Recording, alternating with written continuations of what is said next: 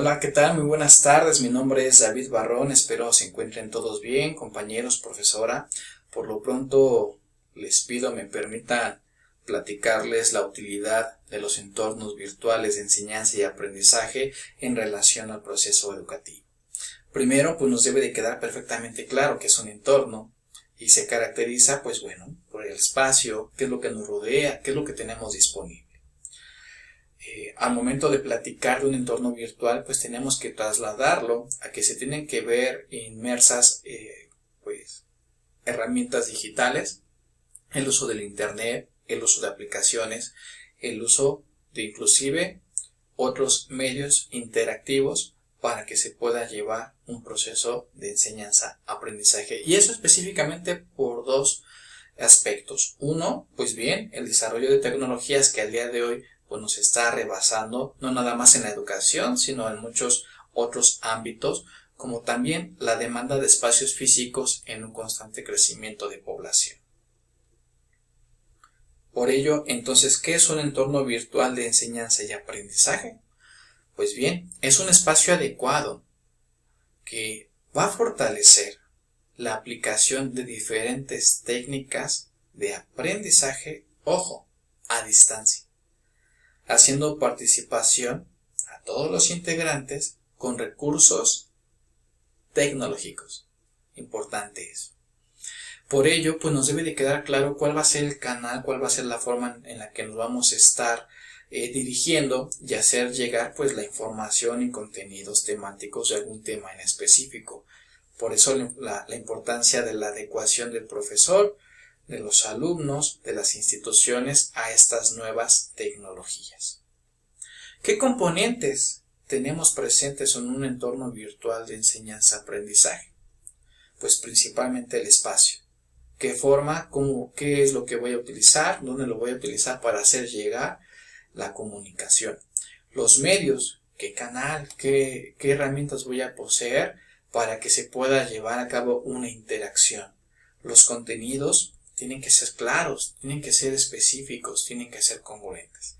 También el estudiante va a buscar la forma de cómo adecuarse a esta migración tecnológica y sobre todo el tutor, los profesores, que en este punto me voy a detener un poco más.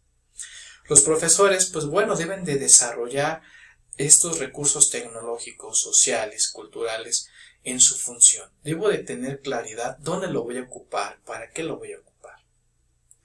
Deben de tener también claro pues la presencia de la tecnología aplicada, qué herramientas, apps, páginas de internet pudiera yo seleccionar para poder garantizar un proceso de enseñanza y sobre todo el aprendizaje. Nos debe de quedar claro un marco organizado.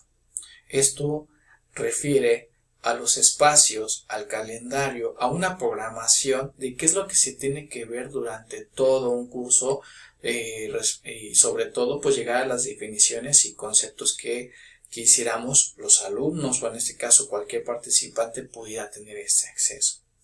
Y finalmente pues una función pedagógica. Se deben de cumplir los objetivos estipulados para poder garantizar el aprendizaje, ¿no? Aquí nos podemos ayudar mucho respecto a la taxonomía de Bloom. Procesos de comunicación en los entornos virtuales de enseñanza y aprendizaje. Si bien las TICs nos ayudan mucho en el cambio del rol del alumno, pero sobre todo también del docente, porque nos ponen dos vertientes. La primera, las sincrónicas, ¿de acuerdo? Estas pueden ser el chat, Messenger, webcam, juegos de rol. Cuando hablamos de sincrónicas hacemos referencia a que sí es a distancia, pero tiene que estar conectados o a disposición en un día, en una fecha, en un horario ya establecido para poder propiciar la participación.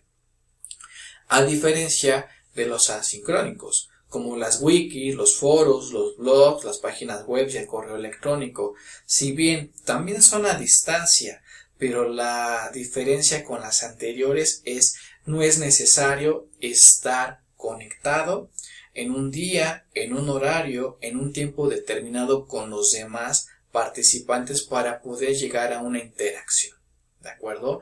Ambos son virtuales. ¿Qué factores pues están en los entornos virtuales y cómo los promueven? Estos factores se encuentran en los entornos. El uso de artefactos culturales, en este caso el lenguaje. La comunicación, el discurso tiene que ser claro y específico hacia quienes nos vamos a dirigir, ¿no? Y también los participantes hacia el profesorado. Debemos de tener cuidado, ¿no?, respecto a cómo implementar, inclusive hasta en el mismo idioma. Actividades significativas. Se tienen que hacer acciones, se realizan acciones que sean de impacto para los alumnos, que propicien la participación, que sean concretas, que sean abstractas. Contexto simbólico. Tiene que tener una representación lo anterior. Si ya lo hice, ahora ¿qué representa en mí? ¿De acuerdo? ¿Cómo lo puedo asociar a otra terminología? Contenidos y actividades congruentes. Tenemos que ser claros, específicos y sobre todo la coherencia en la influencia en cómo vamos a hacer llegar la información. Características del entorno.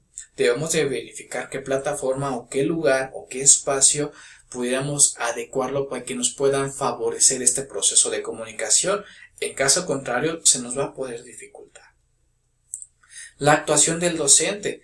El docente pues va a diseñar las actividades, va a tener un seguimiento, va a evaluar lo que se pretende calificar y sobre todo va a retroalimentar, ¿no? Va a facilitar y sobre todo va a identificar todas aquellas áreas de oportunidad para poder llegar a una meta, objetivo específico pedagógico.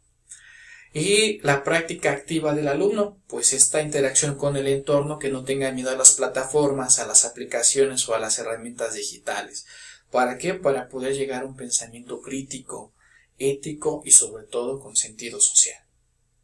Finalmente, los requerimientos para la elaboración de un entorno virtual de enseñanza-aprendizaje, tenemos que estipular pues los módulos de gestión, qué recursos tenemos al alcance, un sistema de gestor de materiales, cómo lo voy a realizar, qué es lo que también tengo. Sistema de gestión y seguimiento del alumno, pues un monitoreo. Tengo que verificar que el alumno esté ingresando, esté participando, esté conectado o sobrevive. Sobre todo que no tenga ninguna problemática de conectividad de la plataforma, de contraseñas de usuario.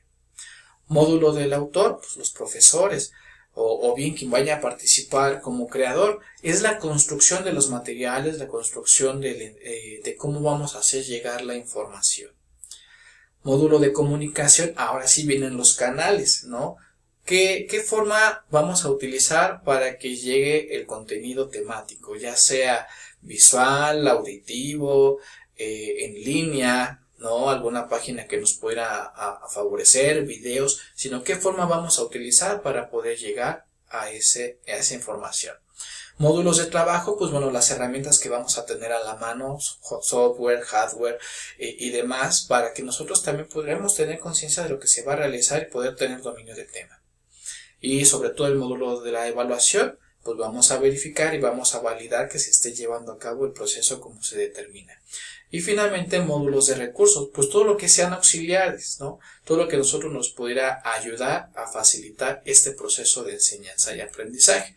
Por ejemplo, pues estas plataformas, lo que es Classroom, Moodle, Blackboard, Educativa, lo que sea, estas plataformas van a ser herramientas tecnológicas, sobre todo para que estén al alcance de todos.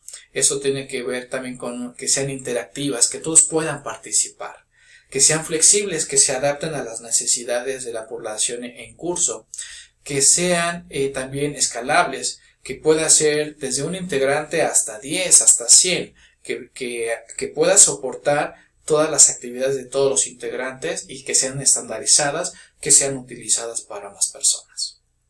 Finalmente, compañeros, profesora, pues bueno, los entornos virtuales de enseñanza-aprendizaje, pues nos va a ayudar a poder facilitar, en el caso de tener perfectamente claro qué recursos didácticos y tecnológicos, a un proceso de enseñanza-aprendizaje y sobre todo pues perder el miedo a estas tecnologías, perder el miedo a estos contenidos y sobre todo perder el miedo a estas plataformas. Espero sea de su agrado y fue un gusto saludarlos. Excelente tarde.